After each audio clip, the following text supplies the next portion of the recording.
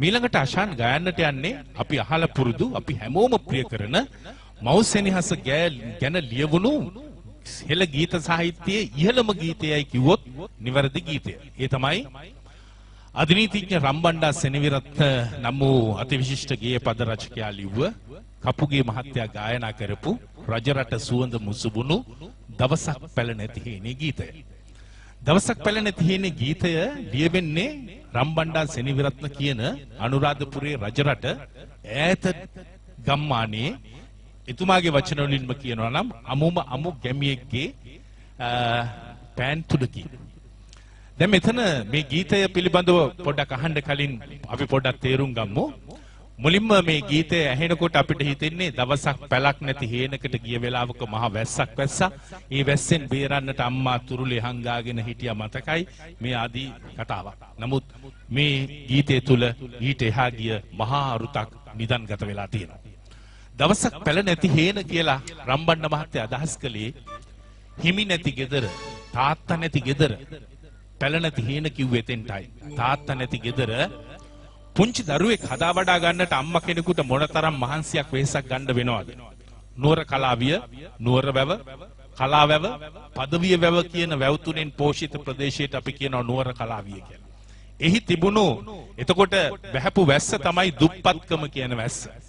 තාත්තා නැති ගෙදර හේනක් කොටා ගන්න විදියක් නැහැ. පැලට පොල්ලතු ටික හෙවිලි කරගන්න පිරිමි දෑතක් නැහැ. ආරක්ෂාවක් නැහැ, රැකවරණයක් නැහැ. දුප්පත්කම කියන වැස්සට හොඳටම තෙමෙනවා. මේ මහා වැස්සට තෙමෙද්දී මේ තාත්තා නැති ගෙදර අම්මා දරුවව එහෙම තෙමෙන්නේ නැතුව, තෙමෙන්න දෙන්නේ නැතුව, දුප්පත්කමට එන්න දෙන්නේ නැතුව දවසක් පැල නැති හේනේ අකාල මහ වැහි වහිද්දී තුරුලේ හංගාගෙන ඔබ තෙමුණාම ඔබ ඒ දුප්පත්කමට හොඳටම තෙමුණා. නමුත් මාව තෙමුවේ නැහැ. කවදා වෙනතුරුද මාව ගොඩ දාන තුරුම පායන තුරු හිටිපියවර හිටියා උඹ අම්මි. ඒ කියන්නේ මේ දුප්පත්කම තාත්තා නැති ගෙදරට තවත් ස්වාමියෙක් හොයාගෙන අම්මා ගියේ නැහැ. තව ජීවිතයක් හොයාගෙන ගියේ නැහැ. වෙනත් සැමියෙකු ප්‍රාර්ථනා කළේ නැහැ. මේ සියලු දුක් විඳගෙන මාව ගොඩ දාන තුරු පායන තුරු හිටිපියවර හිටියා උඹ අම්මි කියලා මේ ගීතේ කියනවා. ඊට පස්සේ පළවෙනි වැස්සට තෙමෙන අවස්ථාව. ඊළඟට දෙවෙනි වැස්සකට ඔහු තෙමෙනවා. ඒ තමයි ජීවිතය අම්මා දුක් විඳලා ගොඩ දාපු ජීවිතේ ආපුවාම යුග ජීවිතයට එළඹුණාට පස්සේ ඔහු ජනප්‍රිය පුද්ගලයෙක්, උගතෙක්, පියතෙක් මෙහෙම ඉන්න කාලෙදී එක පෞල් සංස්ථාවේ ගැටුම් ඇති වෙනවා. බිරිඳ ඔහුව දාලා තනි කරලා යනවා. බිරිඳ ඔහු හැර යනකොට ඔහුගේ බිරිඳ ගියා කියාම ස්වාමියාට මහා නින්දාවක්. ඒ නින්දා වැස්සට දෙවෙනි වැස්සට තෙමෙනවා ඇති වෙනකම්. නුවර වීදි යට කරගෙන නින්දාවෙහි වැගිරුණුදා බිරිඳකගේ සෙනෙහ ගියා යෝදෑලේ නැම්මි. යෝදෑල කියන්නේ සතුපුමකට අඟලයි ගලන්නේ. ඒ ගලා යන ඇලේ ගලා යන දොළපාරේ වේගය පේන්නේ නැහැ. යෝදෑල එහෙමයි නිර්මාණය වෙලා තියෙන්නේ. බිරිඳකගේ සෙනෙහ ගියා යෝදෑලේ නැම්මි. ඒ වෙලාවේ මට දැනුණා නුඹේ සෙනෙහස සුවඳ දිදී දැනුණා මට අම්මි. ඒ දෙවෙනි වැස්ස. ඊට පස්සේ ඔහු රජරට අතහැරලා අගනුවරට එනවා. අධිනීතිඥවරයෙක් වෙලා අධිනීතිඥ රම්බණ්ඩා සෙනවිරත්න ජනප්‍රියම පුද්ගලයෙක්. මෙහෙම ඉන්නකොට කොළඹ ජීවිතේ ගත කරද්දී තවත් වැස්සකට තෙමෙන්න එන බව ඈත තියා දන්න නිසා ඔහු ලියනවා කොළඹ අහස කළු කරගෙන මෝදු හුළඟ හඬලනකොට වැහි දෙයකට තෙමුණු මම බයයි තවත් වැස්සකට තෙමෙන්න.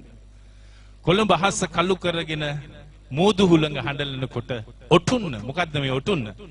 බලය, නිලය මේ සියල්ල අධිනීතිඥකම, තනතුර, වගකීම මේ සියලු ඔටුනු හිස දරාගෙන ඉන්නේ. ඔටුන්න බිම දා දුවගෙන එන්න දෙක පිම්මේ මං එනතුරු ඉදිකඩ ළඟ ඉන්නවා ධම්මේ.